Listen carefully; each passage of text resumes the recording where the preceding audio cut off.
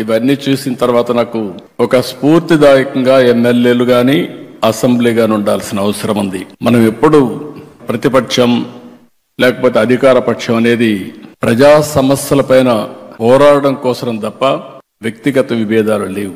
మేము చూసేవాళ్ళం, హోరాహోరీగా పోరాడేవాళ్ళం. బయట వస్తే పక్కనే లాబీకి వస్తానే ఆప్యాయంగా పలకరించుకునేవాళ్ళం.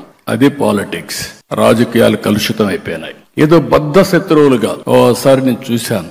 మర్రి చెన్నారెడ్డి గారు ముఖ్యమంత్రి, నేను ప్రతిపక్షంలో ఉన్నాను. నేను ఎమోషన్ లో బల్లగుద్దాను అసర్టివ్ గా చెప్పడానికి. ఇమీడియట్ గా ఆయన కోపం వచ్చింది. చాలా ఎగోయిస్టిక్ గా ఉంటాడు ఆయన. కోపం వచ్చింది. కోపం వచ్చి ఏంటి ఏమనుకుంటున్నావు, బల్లగొత్తావను అన్నాడు. నేను కూడా అదే స్పిరిట్ లో 10 సార్లు గుద్దుతాను, ఏం చేస్తారన్నా గమ్మను కూర్చున్నాడు. That is the sportive man. ఒక స్ఫూర్తిదాయకమైన అపోజిషన్ ఉన్నప్పుడు అదే మాదిరిగా తిరిగి రిప్లైలో పర్ఫెక్ట్ గా సమాధానం చెప్పేవాళ్ళం.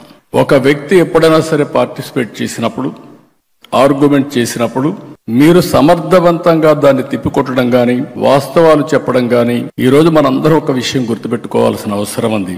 అసెంబ్లీ అనేది ప్రతిపక్షాలకు జవాబుదారీతనం కాదు, ప్రజలకు జవాబుదారీతనం. ఆ విషయం మనందరం గుర్తుపెట్టుకోవాల్సిన అవసరం ఉంది.